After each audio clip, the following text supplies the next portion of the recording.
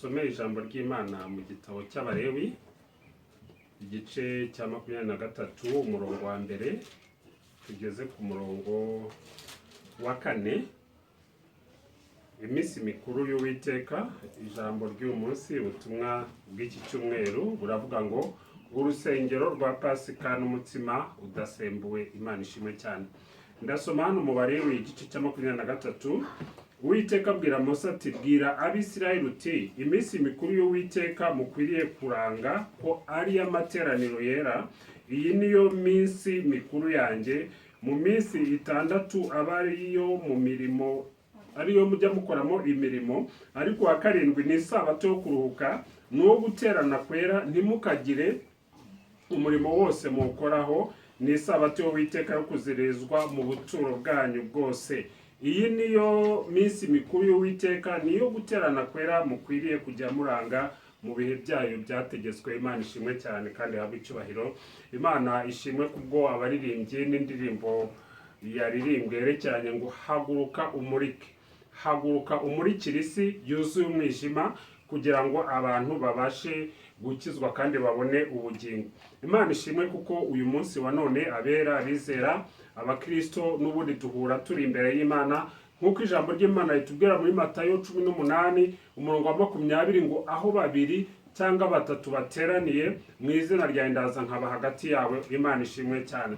Hariho ibibazo byinshi muri iki gihe cya none nkuko dukomeje dusenga Imana kugira ngo idutabare kandi itabare isi ndetse ituvanireho icyorezo, kandi bangana irya rindi ni uguca bugufi tugasenga, ni ugushaka mu maso y'Imana, ni ukumenya ko ijuru rikinguye kugira ngo tujye imbere y'Imana maze tubashe gusenga. Igitabo cy'Abalewi dukomeje gufashwa n'ijambo ry'Imana, n'ubundi ni igitabo cyerekeranye nuko tujya imbere y'Imana kandi ngo uwegera Imana ngo abo wera nkuko Imana nayo ari yera. Imana ishimwe cyane. Nubwo hariho indwara z'uburyo bwinshi n'ibyorezo, nubwo hariho ibibazo bitari bimwe, ikigaragara nuko Yesu ni Kristo kandi ashoboye byose, ndetse niwe udukiza uburwayi, niwe utuvanaho ubumuga bwose. Ku isi rero abagerageje kugenzura ndetse bakabarura baje gusanga yuko indwara zirenga 10,000 abantu bafite ibyo bibazo by'uburwayi. Nubwo bimeze gutyo kandi hari ikibazo nanone gikomeye. Ikibazo gikomeye nanone ndetse kurusha ubwo burwayi ni ikibazo cyuko abantu bafite ikibazo, hari abantu bafite ikibazo cyo kubaza ngo ejo bizaba bimeze gute, bigatuma agira agahinda, bigatuma yibaza uko bizamugendekera. Ibyo rero ugasanga umuntu yabuze amahoro ndetse yabuze umunezero. Niyo mpamvu uyu munsi ku munsi nk'uyu nguyu cyane cyane dufite ijambo ry'Imana ryerekeranye n'urusengero rwa Pasika ndetse n'umutsima udasembuwe, turagomba gusobanukirwa ikihutirwa ndetse n'ikintu cyangombwa icyo ari cyo. Ijambo ry'Imana hari aho Umwami Yesu yatanze ubwo yari ari kubwiriza, atanga urugero rwerekeranye n'umuntu wagiye aza kubona umurima. Noneho muri uwo murima harimo ubutunzi. Noneho ubwo butunzi rero bwari bukomeye cyane, yahise ashaka buryo ki agomba kubugira. Ubwo yakoze iki rero? Yarihuse cyane aragenda agurisha ibyo byose. Noneho amaze kugurisha ibyo byose kugira ngo aze noneho agure wa murima, ariko mu kigaragara icyo yaragamije, icyo yashakaga ni bwa butunzi bwari buri muri uwo murima. Imana ishimwe cyane. Uwo munsi rero hari ibintu bitatu abantu badakunda kumenya umumaro wabyo. Hari ibintu bitatu abantu badasobanukirwa cyane buryo ki ari ngombwa. Ngira ngo uyu munsi ubwo wagize umugisha ukaba uri kumva ubutumwa bwiza, uyu munsi ubwo wagize umugisha tukaba turi kumwe turi imbere y'Imana, ubashe kumenya ko ibyo bintu bitatu ari ngombwa kandi ari ibintu by'agaciro cyane. Kimwe muri ibyo rero, icya mbere, agaciro k'ubutumwa bwiza. Ubutumwa bwiza bufite umumaro cyane. Haleluya. Niyo mpamvu Paulo yaravuze ati erega ubutumwa bwiza ntibunkoze isoni kuko ni imbaraga. Ubutumwa bwiza ni imbaraga. Ubutumwa bwiza ni igisubizo. Ubutumwa bwiza muri izo ndwara nababwiraga zirenga 10,000 izamaje kubonerwa imiti ntabwo zirenga 500. Urumva ni ikibazo gikomeye cyane rero. Niyo mpamvu rero ubutumwa bwiza ugomba kubwira ubutumwa. Niyo mpamvu Paulo yajyaga kuvuga ati jewe nahombye byose kubwo kuronka Kristo. Ati ndetse narebye iby'isi mbibara nk'ubambwe imbere yabyo, ndetse mbona ko iby'isi bimeze nkaho nta nyungu, nta mumaro. Kubera iki? Kuko yabonye ko ubutumwa bwiza bufite umumaro cyane. Ikindi, agaciro k'umuntu ku giti cye, agaciro kawe ni ngombwa ko wisobanukirwa. Burya ni ikibazo gikomeye cyane iyo utabashije gusobanukirwa yuko uri uw'agaciro mu maso y'Imana. Birashoboka ko abantu baba bakureba bakabona ko uciye bugufi, bakabona ko hari ukuntu bimeze, ariko ndakubwira ngo igihe cyose usobanukiwe ko uri umwana w'Imana, igihe cyose wizera Imana mu izina rya Yesu Kristo, icyo gihe uba uri agaciro. Ugomba kwisobanukirwa rero ukamenya ko uri umwana w'Imana. Muri Yohana 1:12 abamwizeye bose bakizera izina rye yabaho ubushobozi bwo kuba abana b'Imana, kandi abo ntago bazarimbuka. Abo ngabo ntago babyawe n'inyama n'amase, ahubwo bavutse ku buryo bw'umwuka, kandi bafite ikimenyetso cyo kuba ari abana b'Imana. Ni ngombwa cyane rero, icyo ni cy'umumaro cyane kandi by'agaciro gusobanukirwa uwo uriwe, gusobanukirwa icyangombwa cyawe, gusobanukirwa ubutware wahawe nk'umwana w'Imana, gusobanukirwa yuko umwuka wera agendana nawe kandi Imana ibana nawe. Imana ishimwe cyane. Ikindi rero nanone cyo gusobanukirwa ni umumaro w'amateraniro. Imana ishimwe cyane. Uyu munsi ijambo dufite muri iki cyumweru n'isezerano ni urusengero rwa Pasika n'umutsima udasembuwe. Nuvuga ngo amateraniro 2, 3 noneho kuba imbere y'Imana bizana umugisha ukomeye cyane kandi nta n'icyabisimbura. Niyo mpamvu uyu munsi twibuka buryo ki nanone Abisirayeli basohotse muri Egiputa. Kugira ngo basohoke bagize amateraniro bose uko bangana bari mu ngo zabo, nuko ngo babaga umwana w'intama, basiga amaraso ku nkomanizo, basiga amaraso ku buryo marayika murimbuzi yatambukaga babasha gusohoka ari bazima. Imana ishimwe cyane. Iyo niyo Pasika rero. Urwo ni urusengero rwa Pasika. Iryo ni kandi ikugiriye neza. Aho twasomye uyu munsi rero turabona yuko Imana ivuga iti mu minsi 6 mujye mukora imirimo yanyu, ariko ku munsi wa 7 niwo sabato y'Uwiteka. Iyo ngiyo ni isabato kugira ngo mugire amateraniro yeshejwe. Haleluya. Amateraniro yeshejwe ni ukuvuga ngo icyo gihe uba utandukanye n'undi wese utaje imbere y'Imana, kuko uyu munsi wabonetse imbere y'Imana rero bishatse kuvuga ngo ni umunsi weshejwe kandi nawe uwera. kubera iki? Kuko uri imbere y'Imana kandi Imana ni yera. Umurongo wa 2 ngo bwira Abisirayeli uti iminsi mikuru y'Uwiteka mukwiriye kuranga ko ari amateraniro yera. Iyi niyo minsi mikuru yanjye, amateraniro yera. Imana ishaka yuko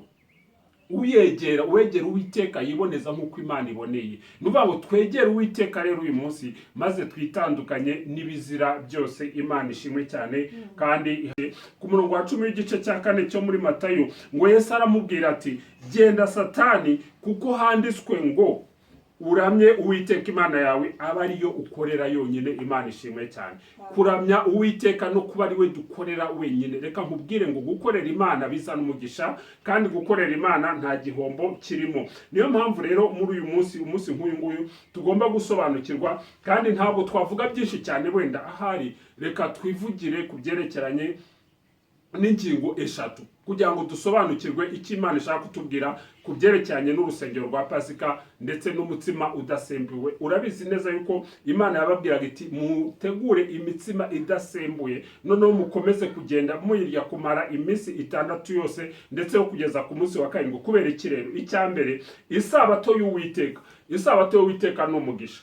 Isabato bitandukanye no kuvuga umunsi. Isabato bishatse kuvuga ngo ni ukugirana ubusabane n'Imana, ni ukugira umwanya uri imbere y'Imana, noneho ya mirimo yindi ukayireka kugira ngo uboneke imbere y'Imana. Bishatse kuvuga iki rero? Bishatse kuvuga yuko uba wizeye udashidikanya yuko ya mirimo wirirwamo, ya mirimo ukora byose ubishobozwa na Kristo uguha imbaraga. Imana ishimwe cyane. Niyo mpamvu Umwami Yesu yigeze kuvuga ati erega nige mwami w'isabato. Ni ukubera ikiro? Ni ukubera ko muri Kristo Yesu niho tuvana uburuhukiro. Imana ishimwe cyane. Niyo mpamvu rero twagombaga, ndetse no mu gihe cy'Abisirayeli bagombaga kugira ngo babashe kuza imbere y'Uwiteka Imana, babashe gushaka imbaraga zo mu buryo bw'umwuka, kubera ko iriya minsi yindi baba bashaka imbaraga z'umubiri, imbaraga z'amafaranga, imbaraga zo kugira abantu, imbaraga izo zose. Ariko noneho ku isabato, ku munsi wo kuruhuka, reka nkubwire ngo nta mugisha waruta uburuhukiro bwo mu Mana. Imana ishimwe cyane.